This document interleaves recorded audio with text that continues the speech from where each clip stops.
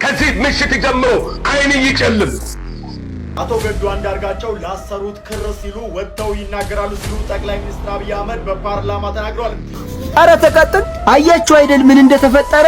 ከፍቅረኛችሁ ጋራ አንድ ቤት ተከራይታችሁ ኖራችሁ አንድ አልጋ ላይ ስትተኙ ኖራችሁ ምንም ነገር ንክኪ ስላልፈጸምን በስርዓተ ተክሊል ነው የምናገባው የምትሉ ሰዎች ይሄ እሳትና ይሄ ጭድ አብሮይ ቢሆን ምንም ነገር አይፈጠርም ማለት ነው። ሰላም እንደምን አላችሁ የእግዚአብሔር ቤተሰቦች እናታችን የቅድስተ ቅዱሳን የድንግል ማርያም የአስራት በኩራት ልጆች በወደደን ባከበረን በእግዚአብሔር ፍጹም ሰላም ተሰላምላችኋለሁ። ይህ ዩቲዩብ ቻናል ነው። በዚህ ዩቲዩብ ቻናል ላይ የተለያዩ ኦርቶዶክሳዊ የሆኑ ቪዲዮዎችን እያመጣን እንማማርበታለን። ላይክ፣ ሼር፣ ሰብስክራይብ በማድረግ ቤተሰብ ይሁኑ። አስተያየት ካላችሁ ኮሜንት ላይ ጻፉልኝ አነባለሁ።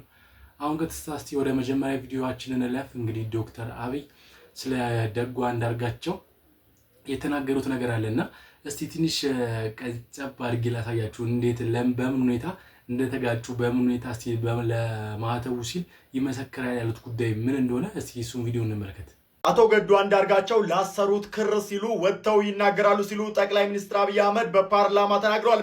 ጠቅላይ ሚኒስትሩ ይህንን ያሉት የኤርትራ ጦርም ወደ ትግራይ ክልል ገብቶ እኛ ሽሬን አስለቀቀን ስናልፍም ሽሬ ላይ ግድያ ፈጽሟል፣ እንደዚሁም ደግሞ ፎቆችን አፍርሷል። ከዛም ደግሞ እኛ አክሱም ገብተን ወደ አድዋ በምንንቀሳቀስበት ጊዜ አክሱም ላይ በርካታ ወጣቶችን በጅምላ ገሏል። በዚህ ወቅት ታዲያ በእኛና በኤርትራ መካከል ከባድ የተባለ ግጭት ተፈጥሯል። መቀሌም አድዋም ላይ እንደዚህ ነገር ሲፈጠር እኛ ከኤርትራ ጋር ግጭት ፈጥረናል። ነገር ግን አቶ ገዱን አሁን ላይ ገዱ ከኛ ጋር የሉም። ነገር ግን አቶ ገዱን በቀጥታ ወደ ኤርትራ ልኬ የኔን ዜጎች ወይም ደግሞ የትግራይን ህዝብ የኤርትራ ጦር ማጎሳቆሉን መግደሉን ያቁም የሚል መልእክት አቶ ገዱን ልኬያቸዋለሁ። አቶ ገዱ ለክሬያቸው ሲሉ ይህንን ነገር መናገር አለባቸው ሲሉ ጠቅላይ ሚኒስትሩ ተናግረዋል። እውነቱን የሚያውቀው እግዚአብሔርና እነሱ ናቸውና መጨረሻውን እናያለን። እስቲ ከዚህ ምሽት ጀምሮ አይን ይጨልም። በኢየሱስ ክርስቶስ የኔን እርገጠው እግዚአብሔር ለዘላለም በኢየሱስ ስም ወንጌሶስ ስም በቃ ያማል። ለምን ያማል? መነጽር ቶሎ አርጋል። ይሄው አይኑን አሞታል። አካውንት ለምን ጻፍ ማ አይኑን አጠፋው። አይኑን እያቸ ነው። ተገለጠ፣ ታምር ተገለጠ። ማኝ አይገለጥም። የኔ አምላክ አይገልጥም።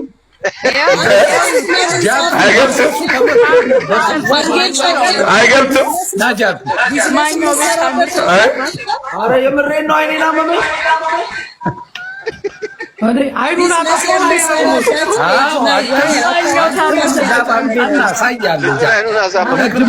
ጅማና እዩ እኮ በቃ ሁለቱ ወጠሩት እንጂ ትንሽ እየተደማመጥ እንዲሆን። አረ ፓስተር ጸልይልኝ፣ ጸልይ መልሰው። አይኔ መልሰው እንዳለ ውር በውር አረገን እንዴ!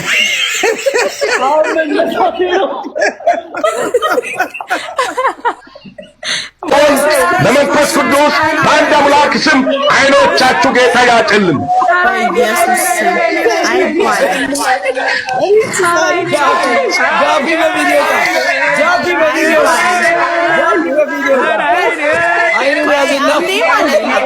ዮኒ ሚዩት አድርገው ወይ ደግሞ ሚዩት አድርገው።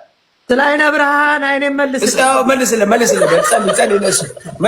ዝንጥ ያልኩ ነቢይ እግዚአብሔር በዋሳ ምድር የባረከኝ ነቢይ ነኝ። በጣም ፉል የሆንኩ ፉሎስ ላይ ያለው መንፈስ በእኔ ላይ አርፏል። ለእናንተ ጌታ ላይ የተጫወተበት እንደናንተ የቀለደበት እኔ አላየውም። የምሬ ነው። አንዳንዴ ሃይማኖት የሌላችሁ ሰዎች ከእናንተ ይሻላሉ። በቃ እነሱ ቢያንስ የሆነ ነገር በቃ ዝም ይላሉ። ምንም ፍርሃት የሌላችሁ ድፍረታችሁ ለመናገር ኢየሱስ ጋር ለመቅረብ ያላችሁ ድፍረት እኮ ሌላ ነገር ፖሊስ ምናምን የሆነ ባለስልጣን ትፈራላችሁ ኢየሱስን ከመፍራት ይልቅ። አሁን የማሳያችሁ ቪዲዮ ከዚህ በፊት ንስሐ ሳትገቡ ስጋው ደሙ ተቀበሉ ብሎ በሶሻል ሚዲያ ላይ በጣም ብዙ መነጋገሪያ የሆነ ልጅ ነውና የሱን ቪዲዮ እስቲ ትንሽ ቀንጨብ አድርጌ ላሳያችሁና ከዛ በኋላ ደግሞ እንዴት ደግሞ እንደተመለሰ ላሳያችሁ። ንስሐ ሳትገቡም ቢሆን ቁረቡ። ይሄ አዲስ አበባ እየኖራችሁ ላላችሁ ክርስቲያን እህት ወንድሞች የግል ምክሬ ነው። ንስሐ ሳትገቡም ቢሆን የንስሐ አባት ባይኖራችሁም ስጋው ደሙ ሂዳችሁ ተቀበሉ። እንደዚህ ብሎ ነበር እና መልእክቱን ያስተላለፈው። ምክንያት ብሎ ያነሳው አባቶች በአሁን ጊዜ የሚታመኑ አባቶች የሉም፣ ሁሉም ብር ፈላጊ ናቸው ብሎ ነበረ። በብዛት አንድ ላይ ጠራርጎ ሁሉንም አባቶች የደመሰሳቸው ማለት ነው፣ ስማቸውን ያጠፋው ማለት ነው። እና አሁን ደግሞ እስቲ ምን እንዳለ ደግሞ ላሳያችሁ እስቲ። አመሰግናለሁ ስለሰጣችሁኝ ምክር፣ ተግሳጽ በጣም አመሰግናለሁ። በመጨረሻም ለተናገርኩት ነገር ኃላፊነት ወስዳለሁ። ያ የኔ ስህተት ነው፣ የኔ ችግር ነው። ቪዲዮውንም አነሳዋለሁኝ። አሁን እንደወጣው ንስሐ ሳትገቡ ስጋው ደግሞ መቀበል ትችላላችሁ የሚለውን የድፍረት ንግግር ይህ ቤተክርስቲያኗን የሚወክል አስተምሮ አይደለም። ከዛም አልፎ ንስሐም የሚያስፈልገው ቀኖናም የሚያስፈልገው ትልቅ ስህተት ነው። እኔ ንስሐዬን እቀበልበታለሁ፣ በካህን ፊት ራሴን አሳይበታለሁ። ቤተክርስቲያን ግን አሁንም ለወጣቶችን የምታይበትን መንገድ እንድታስተካከል እናንተ ለሰበካ ጉባኤ ቦርዳ ቤትነት ጋር የሚያደርሳለን። በሰበካ ጉባኤ ደረጃ ካህናት ስልጠናም ተሰጥቷቸው ሊሆን ይችላል። እንደዚህ አይነት ሰዎችን በአግባቡ የሚያስተናግዱበት ዓለም ያቆሰለንን ሰዎች በአግባቡ የሚቀበሉበት መንገድ እንዲዘጋጅ ስሩበት። ይህ ችግር የለም ብላችሁ የምታምኑ ከሆነ ቱ ቢሆነስት ለህሊናችሁ ራሳችሁ ሪሰርች አድርጉ፣ ጥናት አድርጉ። ስለዚህ ያንን ነገር አድርጋችሁ ይስተካከል። በእኔ በኩል ግን አጥፍቻለሁ፣ በድያለሁ፣ ቤተክርስቲያንንም በድያለሁ። የልቤን እግዚአብሔር ያውቃል። እውነት ለመናገር ግን አወቀም አላወቀም ከእናንተ መካከል አንዱንም እንኳን አስቀይሜ ከነበረ ይቅርታ መጠየቅ ስላለብኝ ያለኔ ጽድቅ ስለማይሆን በየትኛውም አይነት መመላለስ ብጓዝ፣ በየትኛውም አይነት በስጋው ደግሞ በንስሐ መመላለስ ብጓዝ ፍቅር ከጎደለኝ ከንቱ እንደሆንኩ ስለማስብ ሁላችሁን ለመውደድ በማሰብ ሁላችሁን ለማክበር በማሰብ በዚህ ይቅርታ ጠይቃለሁ። ያ ብቻ አይደለም፣ ቪዲዮውን አውርደዋለሁ። መጥፎ ንግግሩ እንደተሰራጨ ጥሩንና ይቅርታ ቃሉን ደግሞ ተሰራጭቶ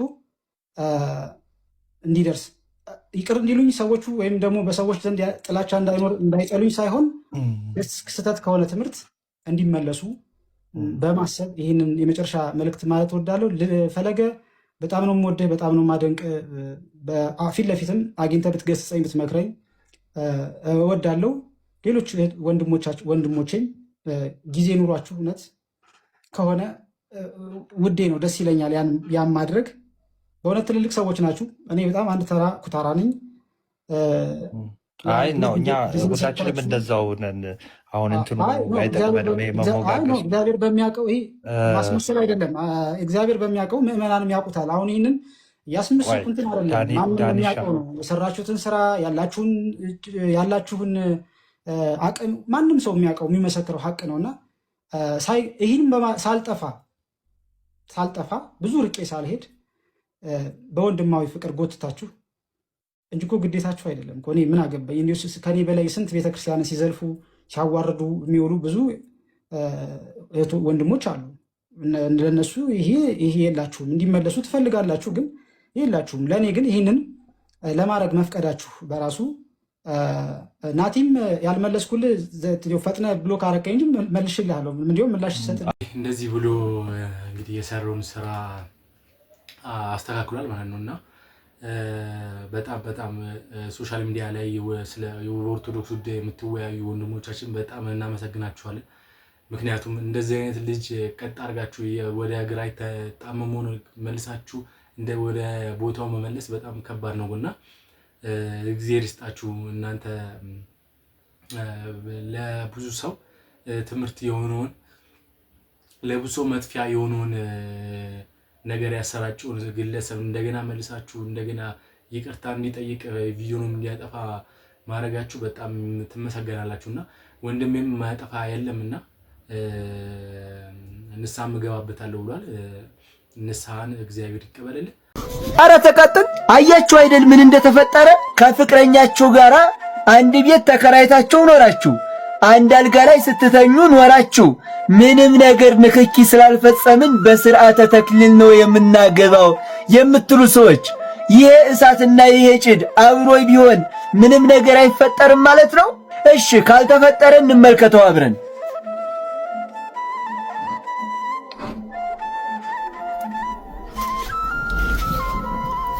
ሆነ።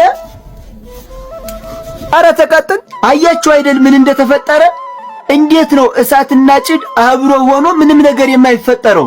ወጣትነት እኮ የእሳትነት ጊዜ ነው። ታዲያ እንዴት ነው አንድ ቤት እየኖራችሁ አንድ አልጋ ላይ እየተኛችሁ ምንም ነገር ስላልተፈጠረ ምንም ንክኪ ስላላደረግን በተክሊል እናግባ? እንዴት ነው የሚቻለው?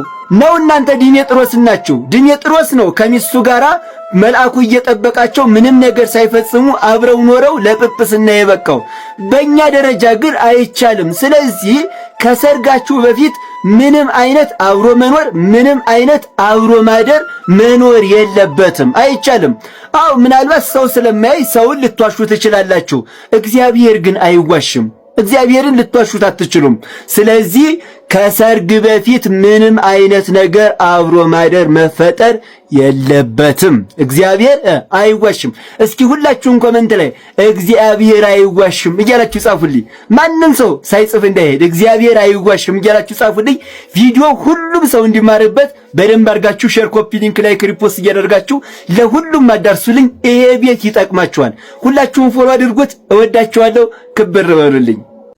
በጣም የሚጨንቀኝ የቲክቶክ ቪዲዮ እንደው በመቤቴ ይሄንን ቪዲዮ ላይክ፣ ሪፖስት፣ ኮፒ ሊንክ ካላደረግ የመቤቴ ወዳጅ አይደለም የሚል ማለት ነው። እና በዚህ መልኩ ቪዲዮ የሚሰሩ ሰዎች እኔ ቢያስቡበት ጥሩ ነው ብዬ አስባለሁ። ለእነሱ የቪዲዮ ቫይራል መውጣት እመቤታችን መውደድና ለመውደድ መመዘኛ የሚሆንበት ምን ምክንያት አለ? ምን ምክንያት አለ? እና ይሄ ስግጥ ያለ እንትን ነው። እና ደግሞ አንዴ ሁለቴ እኮ ሁሌ አንድ አይነት ማለት ነው። እንደዚህ አይነት ሰዎች ሰው እንዲያውቃቸው ሰው እንትን እንዲላቸው በጣም ይጋጋጡ ናቸው። የመቤቴ ወዳጅ አይደለም፣ የጌታ ወዳጅ አይደለም፣ የሚካኤል ወዳጅ አይደለም። ምን ካላረግ፣ ሪፖስት ካላረግ፣ ላይክ ካላረግ፣ ኧረ ተው በእግዚአብሔር ሰው አታሳቁ እንዴ! የሆነ ሰውን ማሳቀቅና ስምንም ማራከስ ነው የሚሰማኝ፣ እንደዛ ነውና ሌሎቹ ደግሞ እንደው ኮሜንቱን እንዲህ እያላችሁ አጥለቅልቁት። ከዛን ደግሞ የሆነ የሌላ ቤተ እምነት ሸንቆጥ ለማድረግም ኢየሱስ ጌታ ነው አይሉ ምናምን ሲል ድንግል አማላጅ ነች ብላችሁ ኮሜንቱን አጥለቅልቁት። ምን አነጻጸረ? ያለው እኮ ኢየሱስ ጌታ ነው ማለት አይችሉም ይፈራሉ ነው። እኛን አይደል ያለው? ኢየሱስ ጌታ እንደምንል በቤተክርስቲያን ትምህርት በመጽሐፍቶቻችን ማሳየት ነው ነው ወይስ የኢየሱስ ጌትነትና የማርያም መልጃ የሚነጻጸር ነገር ነው? እና እንደ ቀልድ የምናደርጋቸው ነገሮች ሰዎች ጋር እንትን የሚሉት የሚደርሱት መልእክት ልክ ላይሆን ይችላል። ለምሳሌ ስለ ኢየሱስ ጌትነት እየተወራ አንተ ስለ ማርያም ማላጅነት የምታወራ ከሆነ ከዛ ምን ብሎ ሊረዳ ይችላል? አሃ የኢየሱስን ጌትነት በማርያም መልጃ ተክተውታል። አያውቅማ ሲጀመር ስለማያውቅ እኮ ነው የተቸን ከጅምሩ። ስለዚህ ትምህርት የሚሆነውን ነገር ስጠው እንጂ አጉል የመቤቴ ወዳጅ የማርያም ወዳጅ እንድትባል የማይገናኝ ርዕስ እያነሳ ዝም ብለህ ታወራለህ ማለት አይደለም። እና ቪዲዮ አሰራራችን ራሱ የሚጨንቅ ነው። አንዳንድ ጊዜ ጭንቅ ይላል። በቃ የመቤቴ ወዳጅ አይደለም። ኧረ ተው ወዳጅነታችንን እናንተ አትመዝኑልን። እውነት እግዚአብሔር ይስጥ ወንድሜ። በብዛት ሶሻል ሚዲያ ላይ የማየው ነገር ይሄንን ላይ ካላረጋችሁ ምናምን መቤቴን አትወዷትም፣ ይሄንን ካላረጋችሁ መድኃኒዓለም አትወዱትም ምናምን ብሎ መናገር። ከዛን የፕሮቴስታንት ምናምን የሰሩት ቪዲዮዎች ላይ ገብታችሁ ማርያም ማለት ምናምን በቃ ለብሽሽቅ ማለት ነው። በቃ እኛ እዛ ጋር አንድ ብለን ስለጻፍን ምንም የሚለወጥ ነገር የለም። እነሱን ምንም የሚለውጣቸው ነገር የለም ከብሽሽቅ ያለፈ ነገር ማለት ነው። እንደውም እነሱ ያልሆነ አስተሳሰብ እንዲያስቡ እናደርጋቸዋለን። ከዛም ያልፍና ደግሞ በኤ በኩል ኤና ቢ ያደርጉና ከዛ በኋላ በዚህ በኩል የማርያም ስዕል በዚህ በኩል ደግሞ የሆነ የሰይጣን ምናምን የሚመስል ስዕል ያደርጉና ከሁለቱ ማንን ትመርጣላችሁ ብሎ እስቲ ኮሜንት ላይ ጻፉልኝ ይላል እንደ ምርጫ ጥያቄ። በቃ ላይክና ቫይራል ነው መሆንስ በቃ ያለን ጥማት ማለት ነው። ከዛን ደግሞ ሰው ደግሞ ይገባና እዚህ ጋር ቢ ላይ የማርያም ስዕል ያለበት በስማ በጣም የምር መስተካከል ያለበት ነገር። የዛሬ 500 ዓመት ፕሮቴስታንት ጀርመን ላይ ሲወለድ ጀርመን 100% ክርስቲያን የነበረች ሀገር ነበረ። 100% ክርስቲያን ብቻ 100% ካቶሊክ ነበሩ ጀርመናውያን። ዘን ሉተር የዛሬ 500 ዓመት በ1517 ካቶሊክን ፕሮቴስት አድርጎ ከወጣ በኋላ እንዳለ ሙቭመንት ነበረ። እሱን የሚከተለው ሰው በጣም ብዙ በርካታ ነበረ። የዛሬን ያርገውና እና ቤተክርስቲያንን ባዶ ልክ አሁን ኢትዮጵያ ላይ እንዳለው ነገር ቤተክርስቲያንን ባዶ ወደ ማስቀረት ደርሶ ነበረ። አሁን ላይ ያለው ስታተስ ግን የሚያሳየን ፕሮቴስታንት 22%፣ ካቶሊክ 23%፣ ግሬተር ዛን 50% ደግሞ ነን ሪሊጂየስ ኤንድ ኤቲስት ነው። አሁን ላይ ያለው ህዝብ ከ50% በላይ ጀርመናዊ ሃይማኖት የሌለውና እግዚአብሔር የለም የሚል ነው። ኢማጂን በኢየሱስ ስም። እና ይህ ሁሉ የሆነው በሉተር የተሳሳተ አካሄድ ነው። ሉተር ቤተክርስቲያንን ውስጥ ሆኖ ቢቃወም ኖሮ ይሄ ሁሉ ጄኔሬሽን አይጠፋም ነበር። ይሄ ሁሉ እግዚአብሔር የለም የሚል ትውልድ አይፈጠርም ነበር። አሁን ላይ ጀርመን ላይ ፕሮቴስታንቱ ኦልሬዲ እየሞተ ነው። የሚገርማችሁ የጀርመን ጎዳናዎች ላይ ወጣችሁ በኢየሱስ ታምናለህ ብትል አንድ ሰው የዛሬ 500 ዓመት እንዴ አዎ ሚል ሰው አሁን ላይ ዱ ዩ ቢሊቭ ኢን ጂሰስ ብትለው who is Jesus ነው የሚልክ። እግዚአብሔር ያሳያችሁ። በብዛት እንግዲህ ውጭ ሀገር ጀርመን ብትሄዱ የተለያየ እንግሊዝ ምናምን ብትሄዱ በብዛት ፕሮቴስታንት የነበሩ ካቶሊክ ምናምን በብዛት ኦርቶዶክስ የነበሩ ከዛ ነው ወደ ፕሮቴስታንት ከተቀላቀሉ በኋላ በዛው ይጣፋሉ ማለት ነው። ከዛ በኋላ ወደ ሃይማኖት የለም የሚል ነገር ይቀርባሉ ማለት ነውና በዛ አሁን እዚህ ሀገር ላይ እየመጣ ያለው ይሄ ነው። በሃይማኖት ሰበብ የሃይማኖትን የማጥፋት ማለት ነው። መጀመሪያ አሁን ሰዎች የሚስቧቸው ወደ መናፍቃን ወደ ፕሮቴስታንቶች ይስቧቸውና ከዛ እዛ ከሄዱ በኋላ ደግሞ መጠራጠር ይጀምራሉ። ከዛ በኋላ ወደዚህ ሲሉ ከዛ መሃል ላይ ይቀራሉ። ከዛ በኋላ ወደ ኦርቶዶክስም አይመጡም፣ ወደ ፕሮቴስታንትም አይደሙም። ከዛ መሃል ላይ ቀርተው ሃይማኖት የለም ብለው እንግዲህ የሰይጣንን ግዛት ያስፋፋሉ ማለት ነውና የሆነ ያለው በፈረንጆችም በውጭ ሀገርም የነበረው ይሄ ነው። ሀገራችን ላይ የመጣው ደግሞ ይሄ ነውና ብቻ በጣም ጊዜው በጣም ከብዷል። ከሁሉም ነገር መማር ይቀርማል። ከተማር ምንም ነገር ጥያቄ መመለስ ስለምንችል ማለት ነው።